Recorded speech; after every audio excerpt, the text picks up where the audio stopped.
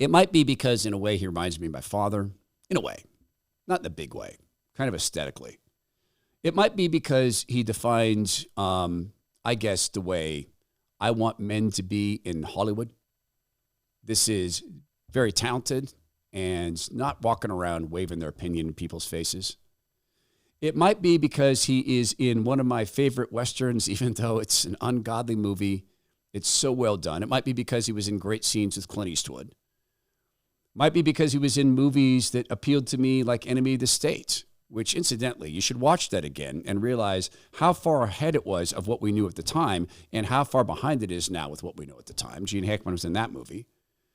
It might be because he wasn't afraid to be in movies where he looked absolutely absurd. Sometimes he made movies that were not going to be big hits, he thought, and they turned into these big hits. Maybe it's because in the opportunities I've known, I've heard from people who had opportunities to meet Gene Hackman, that he was just Gene, that he never bought into the hype. But Gene Hackman passed, and so did his wife and dog. And as we're sitting down to record this, they are saying there's no signs of foul play. It was in New Mexico, and I have no details on how they died. It's all three of them died. And we want to think, oh, I don't know, carbon monoxide. I don't know. What I do know is that there is a scene to me that defines the skill of this man and the great gift that God gave him. And I should have done this. I should have sat down to see if he knew the Lord. I pray he knew the Lord. I pray everybody knows the Lord. But I want to show you this scene that I think defines Gene Hackman and why he was such a great actor. And I'll do this in just a second. When we're losing people like Gene Hackman and you get into this period of time, when are things ever going to be the same? Like, how are we ever going to have another Gene Hackman? Well, we're in a time where things may never be the same, particularly financially speaking. It is either going to be President Trump's vision that wins, or it's going to be the empire that fights back and wins. We're either going to have a sane government taken down to the correct size, with government employees actually being responsible for carrying through duties, or we're going to lose, and then there's no going back. Now, your retirement portfolio is going to have to exist either way. If President Trump wins, God willing, it's going to have to exist in that environment. If he doesn't, it's going to have to exist. So what do you have, 2 portfolios? No, I think that you do this. Go to my friend Zach Abraham's free live webinar. It's called The First 100 Days. Zach is going to talk about a long-term view for 2025 and how risk management, which is what animates them at Bulwark, how risk management is vital to making sure you're set up to be successful in a Trump environment and successful in a non-Trump environment. They do that through actively managing every single portfolio, which can, in fact, reduce risk and volatility. And this is free to attend. It's March 20th at 3:30 Pacific. It's online, free to attend, but you have to register. So go to knowyourriskradio.com. That's KNOW, knowyourriskradio.com. Investment advisory services offered through Trek Financial LLC and SEC registered investment advisor.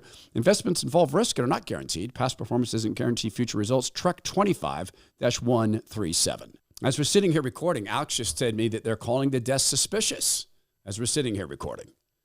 Well, I guess it is suspicious that 3 people die all at once. And probably like a lot of you, I looked at that and said, no foul play, but all 3 are dead? Okay, that's weird to me, but I didn't want it to be true. I'm hoping, well, we don't know. We'll get details. This is from a movie called Unforgiven. And if you've not seen it, it was a Western that Clint Eastwood had been pitched many, many years prior. And he didn't want to make the movie. He didn't think it was the right time to make the movie, but he kept the manuscript and he kept the book. And he finally decided, you know what, I might make my last Western. So he decided to make the movie Unforgiven. It has Richard Harris in it. It has Gene Hackman in it. It has Clint Eastwood in it. It had Morgan Freeman in it. It is a powerhouse. In this scene, what's happening is Richard Harris, who plays this brutal, horrible, who goes around Chinese railroad workers on behalf of the railroad. And he's infamous, and he's awful, and he's horrible. And Gene Hackman is a sheriff. And this sheriff has been in the Kansas City wars, etc. He's done everything in these wars. He is legitimately feared for good reason. He's a great gunfighter. And he's been through it all. Clint Eastwood is his nemesis in this. Clint Eastwood and Morgan Freeman have gone there to go guys who had some women who happened to be prostitutes. So Richard Harris is in the jail cell. There's a writer of Pulp Fiction. I should have researched this guy's name. Great writer. He was in Star Trek and great role in that, not Next Generation. And so you have Gene Hackman reading from this guy's book about this brutal is trying to make him into a hero. And this, to me, is why Gene Hackman was such a brilliant actor. And cursing, he reached for his pistols and would have him, but the duck was faster, and how the lad blazed from his smoking 6 guns. See, I consider that to be an accurate depiction of the events, albeit, all right, there is a certain poetry to the language which I couldn't resist. Mr. Beauchamp, I was in the Blue Bottle Saloon in Wichita the night that English Bob Corky Corcoran. I didn't see you there. No woman, no 2-gun shooters. He shifts from this almost friendly tone. Can you catch that menace? As he's up against the bars, this writer is right now in the jail cell. He shifts, and it's believable. From a relaxed stance to this menacing tone, all of a sudden, you realize that this is not a guy to mess with. But the writer's drawn into this. Great writing, great directing. Clint Eastwood directed this as well. So back to the scene. But none of this. You were there? Yeah, I was there. Corky never carried 2 guns. Oh, he should have. No, he was called 2-gun Corcoran. Yeah, well, a lot of folks did call him 2-gun. But that wasn't because he was sporting 2 pistols. That was because he had a that was so big, it was longer than the barrel on that Walker Colt that he carried. And the only insulting he ever did was stick that thing of his into this French lady that English Bob here was kind of sweet on. I told you, it's not a godly movie. It's not. But the acting here is so good. You see, the night that before he knows what's happening, Bob here takes a shot at him. And he misses because he's drunk. Now, that bullet whizzing by panicked old Corky, and he did the wrong thing. He went for his gun in such a hurry, he shot his own toe off. Meantime, Bob here, he's aiming real good, and he squeezes off another. But he misses, because he's still so drunk, and he hits this $1,000 mirror up over the bar. But now, the duck of death is as good as dead, because Corky does it right. Aims real careful, no hurry. And bam! The Walker Colt blew up in his hand, which was a failing common to that model. You see, if old Corky had 2 guns instead of just a bit, he would have been there right to the end to defend himself. Wait a minute, you mean that English Bob him when he didn't even have... Well, old Bob wasn't going to wait for Corky to grow a new hand. No, he just walked over there real slow because he was drunk. The laughter. He sells it. Later on in the scene, he pulls that writer out of the jail cell. And he sits him down at a desk. And he pulls a 6-shooter.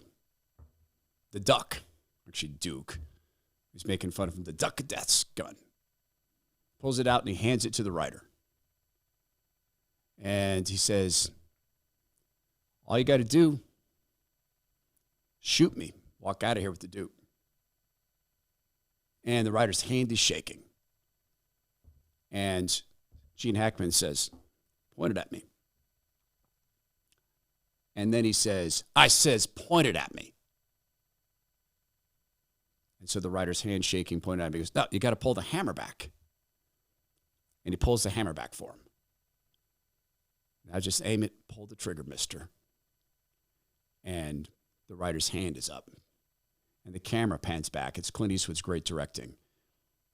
And the Duke of Death is sitting up. All he has to do is shoot Gene Hackman in the chest. Gene is wide open. And he doesn't do it.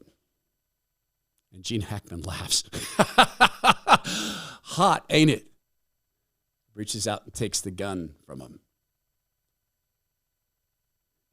And English Bob doesn't think it's loaded. So Gene Hackman opens the gun chamber, pours the bullets out. Without regard to the cause of death, which we're just learning about as we sit down to record this, in that scene, he goes from likable to bored to menacing to insane to joyful, all in one scene, all directed by Clint Eastwood. So God rest Gene Hackman, and I'm really hoping that we don't find out that he had anything to do with this death.